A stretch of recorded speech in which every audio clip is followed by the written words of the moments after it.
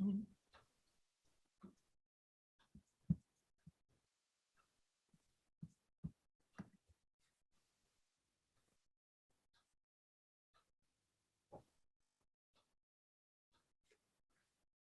evening. The League of Women Voters of Pocatello welcomes you to our forum on building resilience in children. I am Terry Curler, the moderator of tonight's forum. The League is a nonpartisan civic organization that encourages informed and active participation in government while working to increase understanding of major public policy issues and to influence public policy through education and advocacy. I want to first mention that this forum is being recorded and will be made available later. This recording may not be used without the express written consent of the League. So the format tonight will be as follows. Questions were compiled and sent to our panelists. Each panelist tonight will have 2 minutes to respond to each question. If there's time, we will take questions from the audience. And if we do, you will need to type your question in chat and send your question directly to Jenny Peak. Panelists, remember to mute yourself when you're not answering a question. So first, I'd like to introduce our panelists, starting with Rhonda Eilinger.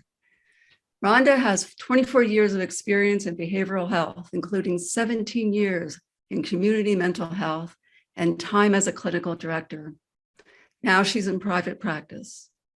She was co-chair of the Moscow's 2019 study on adverse childhood experiences in Idaho. And this study points to the importance of building resilience in Idaho children. Next is Kathy Dawes, a retired Moscow school teacher and co-chair of the Idaho League's Braces Committee. This committee has been responsible for a call to action to recognize adverse childhood experiences in Idaho and to put in place ways to build resilience in children. Kathy will be talking about the Braces Committee and how the recent ACEs resolution in the Idaho legislature addresses the well-being of children. Next is Darcy Delian, a counselor at a middle school in Twin Falls. She has 14 years of experience working with children and families, not only in public schools, but also in homeless shelters and residential treatment facilities. Next on our panel is Teresa Stivers Fritsch, who has been a school psychologist for the last 29 years. She works in the school district in Meridian, and prior to becoming a school psychologist, Teresa was a teacher of deaf and hard of hearing children. And last and not least, we have Holly Whitworth, who's a manager of an Eastern Idaho program that teaches parents how to nurture the social and emotional well-being of infants and young children.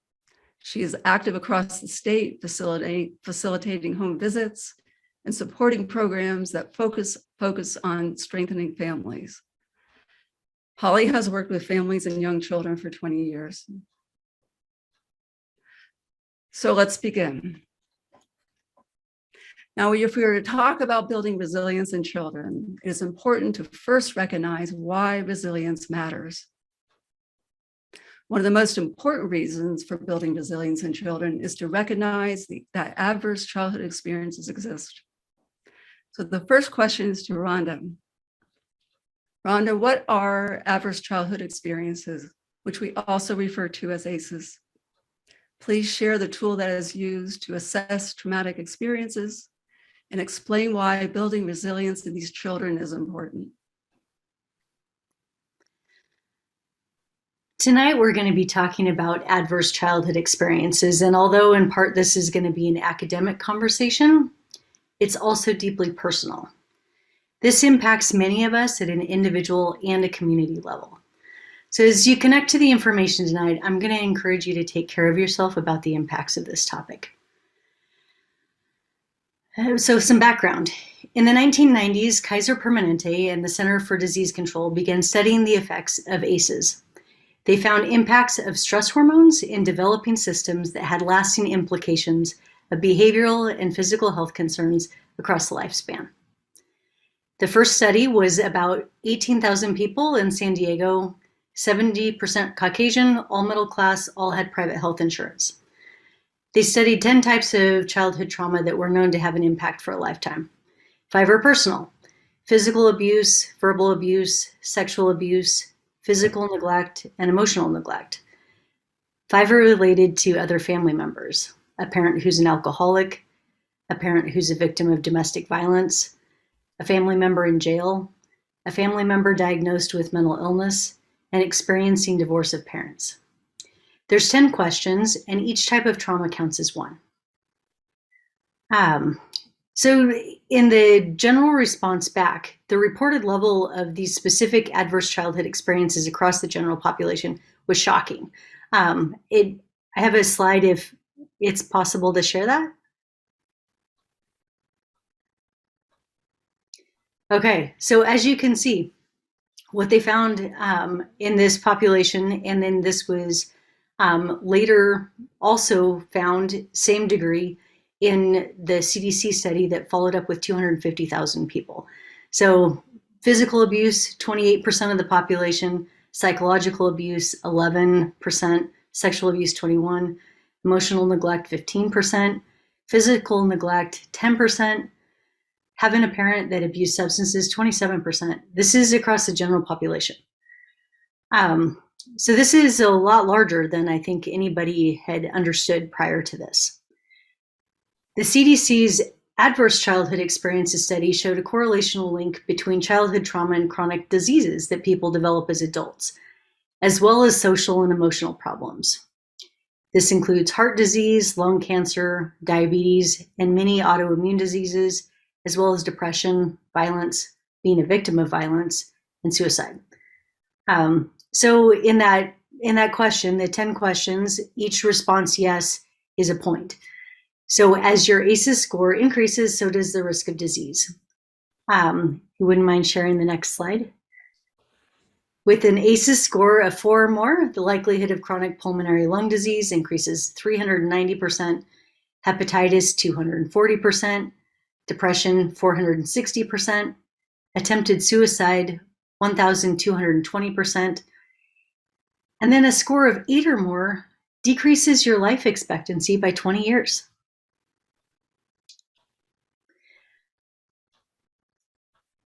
So coming back to Idaho and looking at the difference between Idaho and the United States data, we're looking at the Behavioral Risk Factor Surveillance System data from 2018. So in this, Idaho has less people than the national average with no ACEs. Idaho has less than national average of that, both the areas between, so 1 to 3 ACEs. Then Idaho reports 23% of Idahoans have 4 or more ACEs. That is nearly a quarter of our population. This is not the end of the story. Resilience research began looking at ways that positive childhood events counterbalance the impacts of ACEs. It also has a dose-dependent relationship. The more positive experiences that you've had, the less likely you will have the health conditions I mentioned earlier. Resilience looks at positive experiences that happen during the first 18 years of your life. So the ability to talk to your family about feelings. You felt like your family stood by you during difficult times, that you enjoyed participating in community traditions, felt a sense of belonging in high school, felt supported by friends, had at least 2 non-parent adults who took genuine interest in you, and you felt safe and protected by an adult in your home. The information gathered from this ACEs and Resilience survey can be used in many ways. At an individual or family level, looking at personal health risks, treatments, and interventions. At a community or larger system level, looking at education, prevention, and policy decisions that support resilience. And a link to the ACEs survey will be in the chat before the end of this meeting. ACEs are currently being looked at as one of the largest untreated public health concerns in our country. ACEs and resilience research has helped shape how we frame living through adversity, from what is wrong with you to what happened to you. Recognizing that we don't all move through the world with the same capacity for resilience in the face of trauma or broader stress. And events that occur during the first 18 years of your life can impact you for a lifetime. Thank you, Rhonda. That was a comprehensive answer, and it sets the stage for the questions that follow. So before we move on, however, do any of the other panelists have anything to add before we move to the next question? Okay. Okay, now we're going to rotate through the panelists to answer the questions. The first one starts with Kathy. Kathy, please share one of your experiences working with a child having ACEs. Speak to how ACEs show up in the home, in school, or in community mental health. We adopted our daughter from Korea when she was 5 months old. It turns out that by the time she was age 12, she had been sexually abused by a friend. That's one ACE. Besides that, even her adoption served as an ACE in that it was similar to a divorce or a loss of a parent, resulting in the destructive behaviors she had due to her overpowering feeling that her birth mother had thrown her away because she was worthless. As a result, we had to enroll her in a residential treatment center in Utah for 18 months because there was nothing in Idaho that could help us. At first, she hated us for it, and we often wondered whether we did the right thing. However, she now agrees with us that it saved her life. The experience included many group sessions with parents and youth going through several processes together, and we still have our notebooks from those sessions. She graduated from high school with her GED, got an undergraduate degree at the University of Idaho, and a master's degree in social work from the University of Southern California. She now works for a nonprofit agency that provides services and teaches resiliency skills for young adults who have aged out of the foster care program and are entering higher education or the workforce. Although she has made tremendous progress, she continues to have abandonment issues that affect her personal relationships. She is a survivor and now has those resiliency skills that I hope all children and adults can develop once they recognize the impact that ACEs have had on their lives. Thank you. Now we'll hear from Darcy. Darcy, do you have anything to add to the question? Sure. So I've worked in residential treatment facilities, similar to what Kathy was just describing, actually, in the Seattle area. And so I have a lot of different stories from that, and then also working in the school setting. So I was going to answer this more in a broader sense. We often see children that have multiple ACEs who just have a hard time functioning in the schools where they're struggling with their learning, just being able to sit in the classroom. And then this can look like different mental health disorders. And I've seen that in the school and also in other settings that I've worked at, where it can look like oppositional defiant disorder, where students are, if you're not familiar with that, that's just where they really have a hard time with any sort of authority, and it comes down to control. So when so many things are out of control in your life, the students are trying to regain control. I have a specific example of a student that had been in and out of foster care and multiple ACEs, and had a conflict with the teacher. And this was years ago, but the teacher grabbed the backpack to try to help get the student to go out of class. That was a huge trigger for that student because that's in times in his life, their life, that was their everything, their belongings are their everything. And so again, that comes down to the control. And so we see how this can just affect our students in those ways, and some of the basic needs. Just we have students coming to school who are hungry, who don't have shelter, and so those are all part of the ACEs, and they'll have behavioral issues, explosive behaviors. So that's what I wanted to share today. Thank you. So let's hear from Teresa. What do you have to say with this question? I wanted to share, I work with secondary students at a high school, and I run anxiety groups, mindfulness groups, to work with them on reducing and learning strategies and kind of developing their toolbox and coping strategies of how they can deal with their anxieties and worries. And I had a particular young lady who came to us because she actually was her mom and dad lived in Colorado, and she had an older brother who was very physically abusive to her, to the point that caused some damage to bones. So the parents were trying to work with their older child, and so they sent her to live with a family here in Idaho, and her aunt and uncle. And so it was, there was a lot of feelings of being abandoned, being slighted, if you will, kind of similar to what Kathy was saying, just abandonment and not being. So we dealt a lot with her anxiety in my group, and anger and the depression. And then part of what we did at school was also then interact with the aunt and uncle and provide them some support too.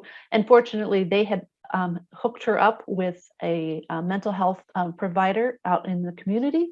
So we were able to kind of wrap around those services for her. And that was what I really aim to do. I think when I work with students is how I can bring the triangle, have the family, the community support, as well as what we can do at the school when they're there for those 6 hours, and provide that those strategies and to build those coping skills. Thank you. How about Holly? How would you like to answer that? You're muted, by the way. First of all, I want to thank you for the invitation to be here tonight to talk about this most important subject. The program that I manage at Eastern Idaho Public Health is called the Parents as Teachers program, and we serve families who have children that are 0 to 5 years of age. So what we are looking at is we have parents who have ACEs scores that are 5 and above, the majority of our parents, 5 ACEs or above, and all of a sudden they find themselves as parents. And so what we see happening in the work that we do with children who are 0 to 5 is really focusing on that attachment, because the children that I work with, when they have a parent who has a high ACE score and the child is experiencing ACEs, you have a dysregulated attachment with that significant caregiver. This can cause a lot of things for children, but among a few of those things are poor mental and emotional health for a baby and an early child.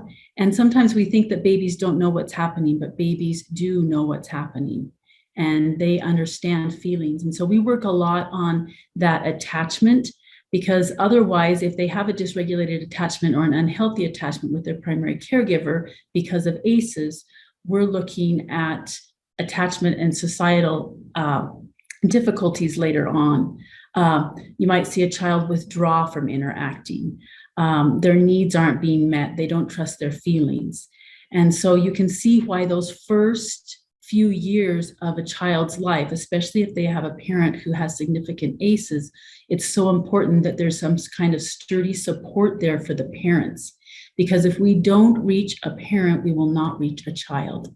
So just as important as the work that I do with the young children is the work that I do with their parents. Thank you, Holly. And the last is Rhonda. Rhonda, how would you answer this question?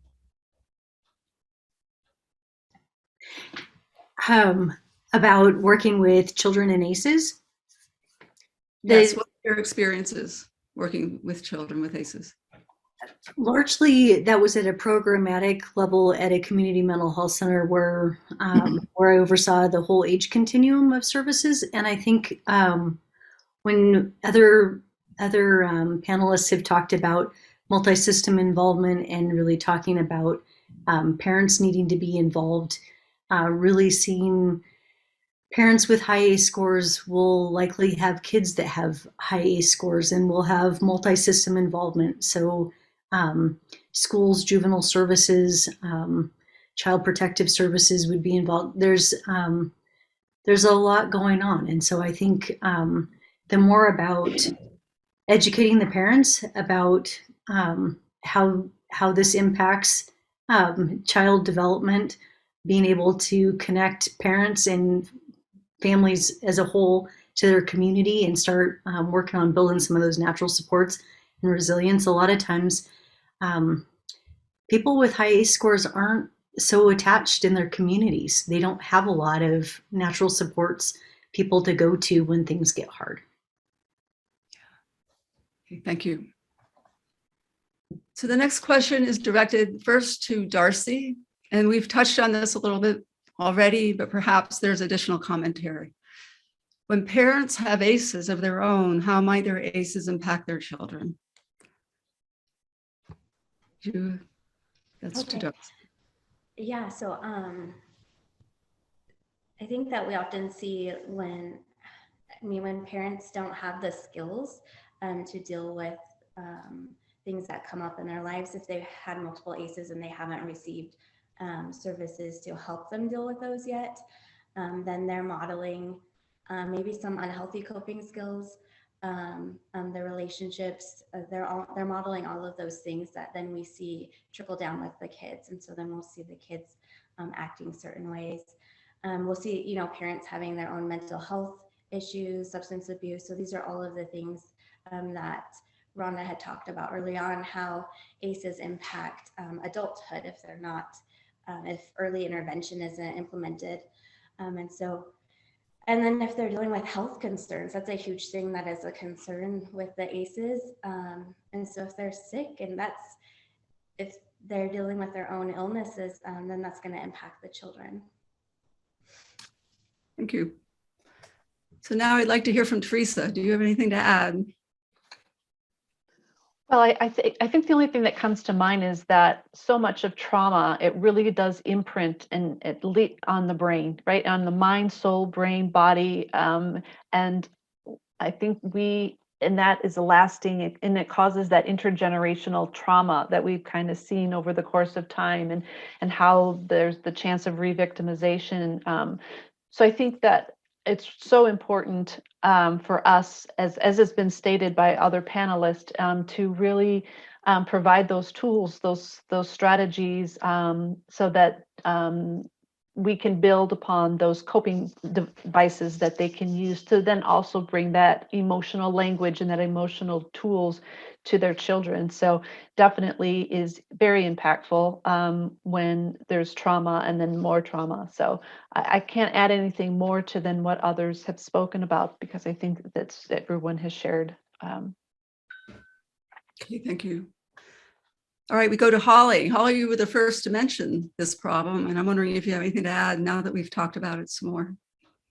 I think this question lends itself to an opportunity to talk about some of the science behind ACEs and what we know about it. And I'd like to speak briefly to epigenetics. Epigenetics refers to changes in how an individual's genes are expressed or used or passed on. And these changes, they've done research and found that the changes in epigenetics can be passed on to a child. So if a parent has had ACEs experiences, genetically, they can pass on some of those characteristics, if you will, to their children. An epigenetic change can be caused by any life experiences, especially by ACEs, substance exposure, domestic violence, toxic stress.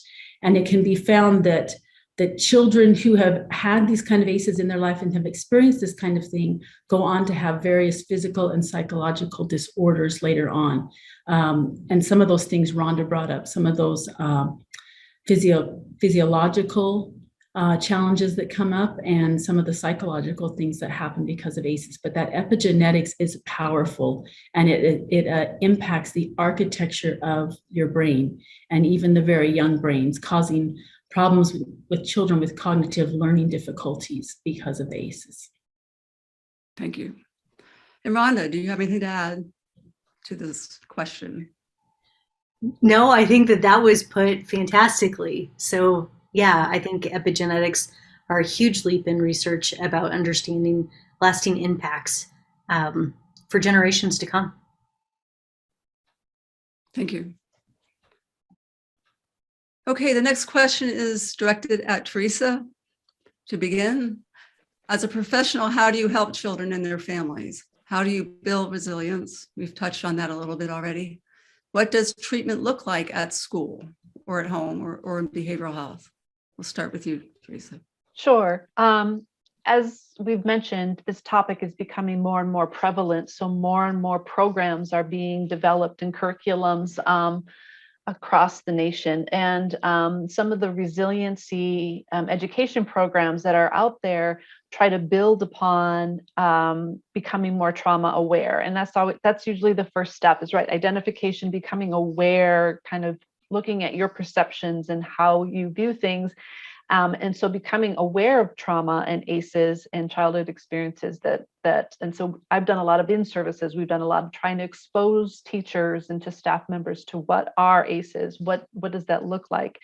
And then also building programs, resiliency programs through such programs like we have a Take a Kid On program where we connect trusted adults so we can build those relationships, build that rapport with a trusted adult. We've also built active listening strategies and building programs on how teachers can become active listeners and help with that ability to feel connected. So oftentimes our students don't feel connected. We have a check-in and a check-out system. We have lots of different programs and building those social skills, those life skills, and focusing on coping strategies and creating those safe environments where students know that they can go with a trusted adult when they need to. And then, so that's school-wide, right? Trying to build those programs, those systems, those positive and safe environments, physically and psychologically safe environments. And then also then having those groups, those small groups, when that's not enough for some students and we have to do more, then we just are trying to provide more groups like the anxiety group or calming groups or anger management groups and trying to help students at that level as well as individually. Thank you. So, Holly, do you have anything to add?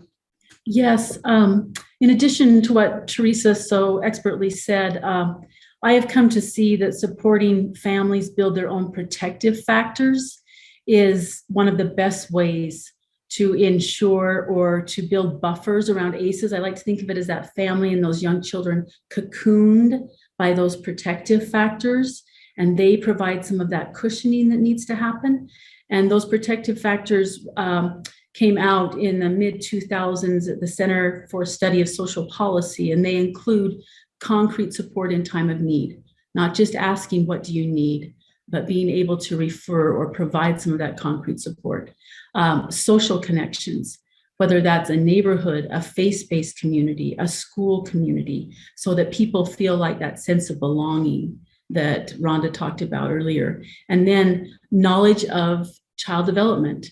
If parents understand how a child grows and develops, they become to understand that some of the things they're seeing are very typical behaviors, and they're able to handle those easier. In addition to that, social and emotional competence. You can't say enough about healthy relationships for young children and adolescents and adults. Healthy relationships.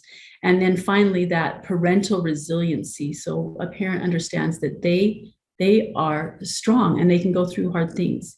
Those concrete supports are really what can build that sturdy foundation and allows a parent to be kinder and wiser and stronger at times in their lives when maybe they don't feel that way. Thank you, Holly. So let's hear from Rhonda about building resilience and treatment. I think both Holly and Teresa have really highlighted expertly about in the schools and then also connections in the community. I think that those can't be said enough about the kinds of programs that they're talking about and connections being made. Additionally, then I think there's also specific targeted mental health services where teaching people regulation skills, understanding about that they have the ability to do something different, learning new skills and tools, And whether that's the adult that then has those skills that can help with their child's regulation, or depending on the situation and the age of the child, looking at the child learning those skills independently of the parents. But I think all of this is about connection. And so I think as individuals, looking for ways that you can be connected with others in your community, knowing the people that live next door to you, being connected with schools or civic groups, ways that those connections matter, that can't be overstated. Thank you, Rhonda. Kathy, what do you have to say about building resilience and treatment? I'm really glad to go last here because everyone has said everything that I think is greatly important. I want to also add, though, that the Idaho Behavioral Health Council came up with a strategic action plan this year, and the League of Women Voters was very involved actually in helping give input on that plan regarding ACEs especially. And that one of the key targeted areas to focus on for the next 3 years is this building of protective factors and developing resiliency in children who have experienced trauma. And so Rhonda and I are both on that working group, and we will probably be in touch with all of you to know more about certain techniques that work and that we need to propose as action items. So thank you. Thank you. And finally, let's hear from Darcy about what happens in public schools in building resilience and helping children with ACEs. Yeah, so right now, I'm not sure if you all are familiar, but the social emotional learning is a huge buzzword, and it's not super popular with some people, but that's been around for a really long time. And that's a big thing that we do as school counselors is we help teach students how to regulate their nervous system. So we teach them, when you feel anxious, what does your body feel like? We just break it down to like, how do you know when you're feeling kind of anxious or nervous about something? And they'll talk about their stomach, feeling butterflies or their sweaty palms, and then helping them learn that why that's important to be able to recognize these things in our bodies, and then when to implement coping skills. And teaching them like deep breathing, how that's a basic way that you always have your breath with you. So you can always use that to help calm down your nervous system when it is in that fight, flight, or freeze mode that often happens with our children that have ACEs. And then sharing that with adults as well. And so that's something we do in the schools, individually, in large groups, small groups. And then recently, I'm really excited about a partnership that we have in our school. We've brought in a community mental health agency where we have a therapist on site who is in our suite with us, and he can start seeing students. And it takes away some of those barriers of transportation, trying to get out of work to take your child to their appointment. And it can be really intimidating to even get started with that process of going to a mental health agency. And so I've seen that's really exciting, and we're getting that going as well.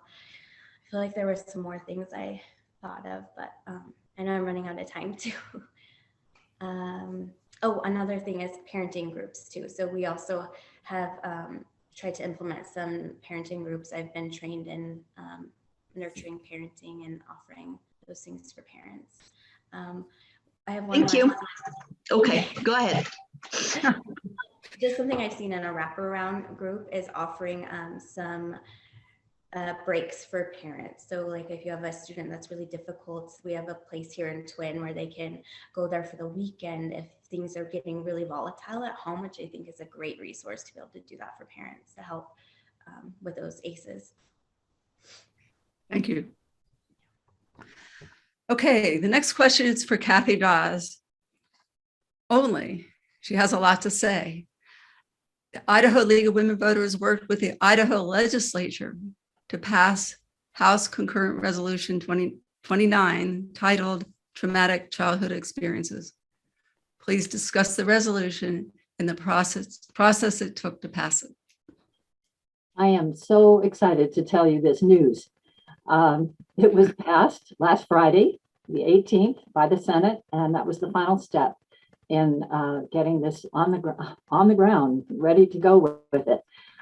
What is the resolution? It states the concurrent resolution encourages state officers, agencies, and employees to promote interventions and practices to identify and treat child and adult survivors of severe emotional trauma and other adverse childhood experiences, using interventions proven to help and develop resiliency in these survivors. That's the general description. It highlighted recent advances in understanding all the impacts of ACEs in 2 pages of whereas statements. It encourages all state officers, agencies, and employees whose responsibilities include working with vulnerable children and adults, such as the State Board of Ed, State Department of Ed, Department of Health and Welfare, Department of Correction, Department of Juvenile Corrections, Department of Labor, and the Idaho courts, to become informed regarding the well-documented detrimental short-term and long-term impacts to children and adults from serious traumatic childhood experiences, and to implement evidence-based interventions and practices that are proven to be successful. It further resolves that a copy of this resolution be sent to the State Board of Education, the State Department of Ed, the Department of Health and Welfare, the Department of Corrections, the Department of Juvenile Corrections, the Department of Labor, and the Supreme Court. And it further resolves that a copy of this resolution be sent to all nonprofit agencies and other entities that contract with the state of Idaho to provide services to vulnerable children and adults. So it's pretty comprehensive. What did it take to pass it? It was pretty much a year-long process. In March of 2021, we formed the BRACES team. That's Building Resilience with ACEs Interventions. And it's the statewide league committee that was formed.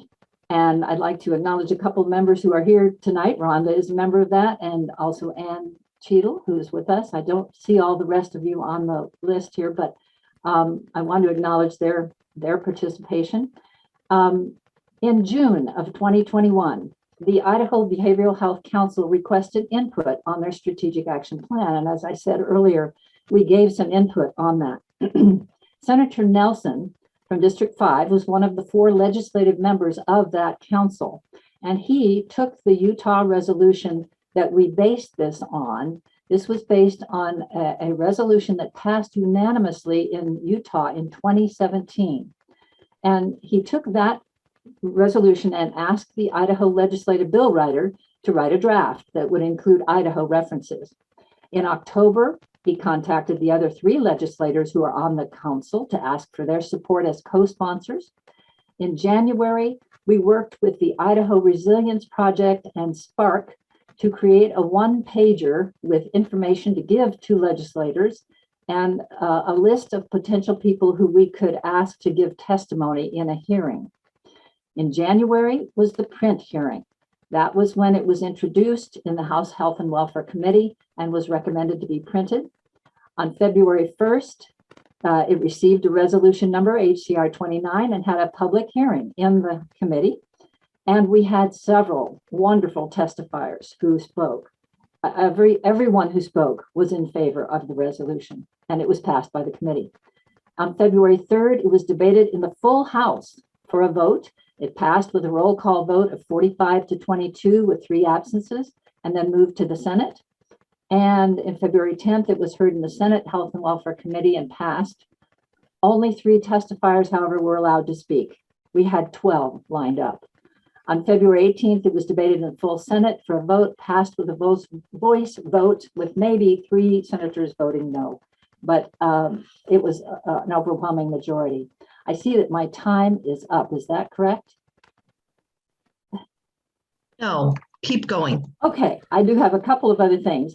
Why is this being addressed in Idaho now? Number one, it started back in 2017, actually, with the ACEs study in Latah County. And our league position statement that recognized the need for statewide action, which led to the formation of our statewide committee in March. Then also the Idaho Behavioral Health Council just happened to be formed in 2020. It's very new. And it was a beautiful combination at that time. We thought this is perfect. We can coordinate with them. And we did that. It was formed by all three branches of government. So it was, universal, that created a 13-member council to work with local governments, educators, and community partners to develop their strategic plan. They released their draft in June of 2021, and we gave our input. They identified 34 recommendations for work group action items, and 9 were identified as key priorities, and among them were the one that Rhonda and I are working on, called Recovery Number 5, to identify opportunities to enhance protective factors and promote long-term resiliency in children and youth who have experienced trauma. And we are now serving on that work group. We meet twice a month, and we'll continue to do that probably for the next 2 years. Thank you, Kathy. Mhm. So that leads us to the next question. And this will start with Rhonda. Some legislators were concerned that this resolution will take parental rights away. Is that a valid concern? Not in my opinion. I believe that this actually gives a whole lot of informed weight to the family. I think there's a lot to be done with education, and that this was the research about this got started in the 90s, and here we are at the year we're in, and there's been a lot of years in between. I think that I think getting the message out. I think all parents want to be good parents. It's really rare that you find parents that aren't invested in being good parents, and I think rather than taking away, I think it's really further enhancing their ability to be the parents that they want to be. Okay, I'm just going down the line here. Kathy, do you have something to add to that question about parental rights? Yes, I actually have a testimony statement that was made in one of the hearings, and I'm going to quote this. I have 12 years experience working directly with foster children, their parents, training new foster parents, adoptive parents, and this bill isn't about invading the home. It's about having knowledge and information that's beneficial to caring for their children, not to invade the privacy of their homes. We didn't have this terminology of ACEs with the work that I did, but we used this same foundation of understanding, and then with working with the children and their parents, it became more than just addressing behaviors.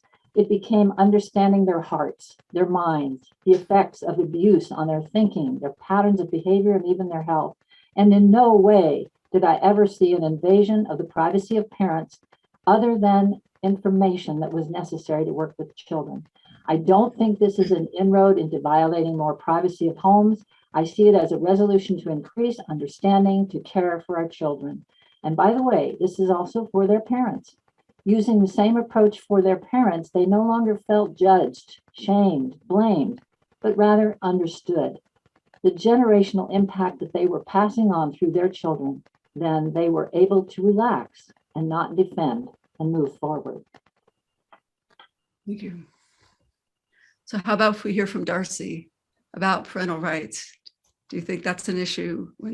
Does this resolution create issues for parental rights? No, I don't think so. I think that one of the big concerns is, especially in the education side of things that we're hearing, is parents are concerned that who's going to be teaching their kids things, what are they going to be teaching them, and kind of that seems to be the big parental concern. And so just really ensuring that we're trying to empower parents and work together because they are the expert of their child, and we want to, they know them the best, and so we really want to, I think, tap into that and have those conversations with them. Thank you. Let's hear from Teresa. What do you have to say about parental rights? I concur with everyone, with what everyone is saying, and I find that most parents are crying out for help. We've mentioned it again, providing what services we can when we see these children 6.5 hours, 7 hours a day, and having the opportunity to take them somewhere that's going to provide that assistance. And then they're wanting to know what they can do. What can I do? How can I make this better? I find most parents wanting some help, wanting tools, wanting those opportunities, and having a better understanding. What is going on? What's happened? I don't understand. So I find the opposite in the sense of seeking help, seeking guidance, seeking support on how to make it better. Thank you. And Holly, what would you have to say about this issue, about parental rights?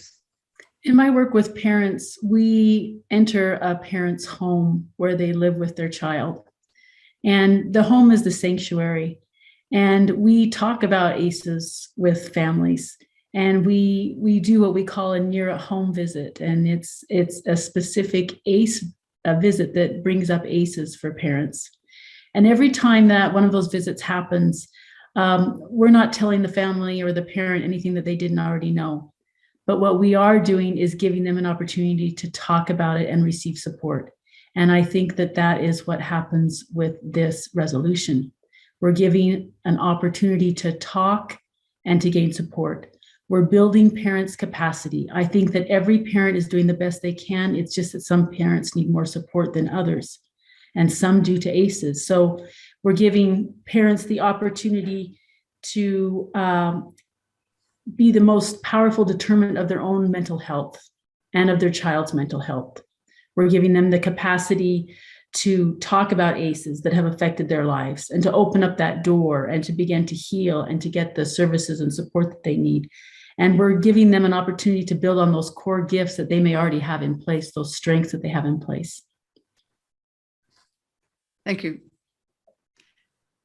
So we have one last question, and it starts with Holly. So it was directed to Holly first. How will the knowledge of ACEs help our community support these children in need? Community support. That's a far-reaching question. And the first thing that comes to my mind is that we all have a responsibility. It doesn't matter whether we serve families and young children or families and adolescents. We all have a responsibility to nurture children and to help children. So I think what this does is if communities can have the resources that they need, and one of those resources is knowledge about what ACEs is. If they can have those resources, and we can build those up for communities, and then we can move on to strategies. What are some of those strategies that can help communities? And those are the programs, the wraparound services that were mentioned, the research, the CDC research that's gone on about ACEs, and also leaning towards healthy outcomes through positive experiences, bringing that to the front. And then we work on goals in our community, goals for parents, goals for families, and goals for our society at large, and what we want things to look like for our children. Thank you. Now we will hear from Rhonda. Rhonda, what do you have to say about community support?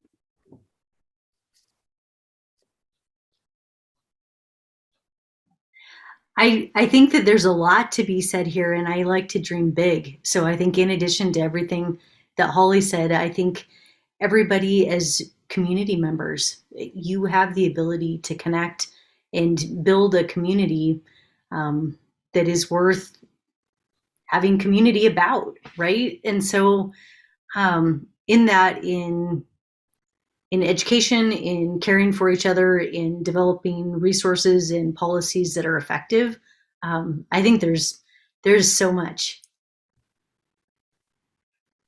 Thank you. Kathy, I think you have something to say about community support. Yes, I think the biggest thing that knowledge about ACEs will do is bring awareness to our communities, to all of us. I did a very informal survey of my friends in Moscow, asking them if they knew what ACEs were. 7 out of 10 did not have a clue. And not only are most people not even aware of ACEs, they don't know about the devastating impacts of ACEs on people's lives at all. Now, here's an example of how awareness of ACEs can make a difference. Here's a quote again from a testimony that was given at a hearing. from a juvenile court judge. As I learned about ACEs, I could see the connection to ACEs with the juveniles I was seeing, but there were no treatment options, only traditional mental health options, which in my view were ineffectual. What I had done as a judge and what the system was doing was all wrong in handling children with ACEs. In fact, it dawned on me that my courtroom was an ACE trauma factory. Some children were coming into my courtroom in chains before a man with a black robe, deputy sheriffs with guns, men and women dressed formally with dour faces. The children or offenders were without any control, and then questioned with words they may have never heard before and required to give answers for which they had no context. Those children were being traumatized as well as being triggered from earlier traumatic experiences. That explained why quite a number were highly worried and agitated and had difficulty maintaining themselves. The flee, fight, or freeze portion of their brain was being highly activated. With that epiphany, I studied what was needed to treat or work with children with ACEs. Thank you. Next is Darcy. Darcy, what do you have to say about community support? I think everybody's kind of said what I was thinking. I just want to really emphasize that I believe knowledge is power. And so I think that we can do a lot once we're really more knowledgeable about this. And I mean, we're here as an academic group, like Rhonda had said, and a lot of us have done our research and we geek out over these things, but really to the common person who this isn't their passionate, it should be everybody's passion, right? But if this isn't like their field that they're in, or they're not doing this type of work, they're not familiar with what ACEs are. They might be hearing about trauma a little bit more now, but I think it's just important to start really talking more about that. And then explaining the difference between adversity, the type of adversity that builds character and that we kind of want to go through because we know we'll be better on the other side of it, but that's not the type of adversity we're talking about. I think that's a big thing to make clear when we're talking to our community members and people who aren't familiar with that. But I also have big hopes and dreams, and I think that once we get more knowledge out there to our community, we can do really great things. Thank you, Darcy. Teresa, do you have anything to add to this? Very little. Everyone's been very great about it. It just made me think of Dr. Nadine Burke-Harris. She speaks often about ACEs and how it just changed her whole perspective on her practice as a pediatrician. And I think that knowledge can bring that enlightenment, that perception change, that change in thinking, and it is powerful. And I think it could lead to very powerful changes in our system if people become more knowledgeable about what they are in all walks of life. Just helps us look at things in a different lens. So yes, I think everyone's stated it too. Okay, so that's all the time we have for our panel discussion tonight. And on behalf of everybody present, I would also like to express deep appreciation to the members of the Races Committee for their hard work in getting that resolution passed. And I'd also like to express appreciation to our panelists who are working in the front lines with children and also showing up for this presentation and also supporting the ACEs resolution. So for anybody else, if you'd like more information about the Braces Committee, we need a slide put up. If you'd like more information about the Braces Committee, go to the League of Women Voters of Idaho website, lwvid.org. And at the bottom of the left-hand side of the page is a section called Advocacy. And then you would select traumatic childhood experiences. And there you can learn a little bit more about what the Braces Committee actually accomplished. And also on that page is a link to the ACEs assessment if you would like to know how ACEs are measured. And we'd like to remind you that the membership in the League of Women Voters is open to everybody age 16 or older of all gender identities. And to find more about the League, go to the League of Women Voters of Idaho website to get more information. And many thanks to our panelists. I really appreciate you showing up tonight. And thank you, audience, for participating in this panel as well. And so thank you again for everybody for being here. And that's all. Good night.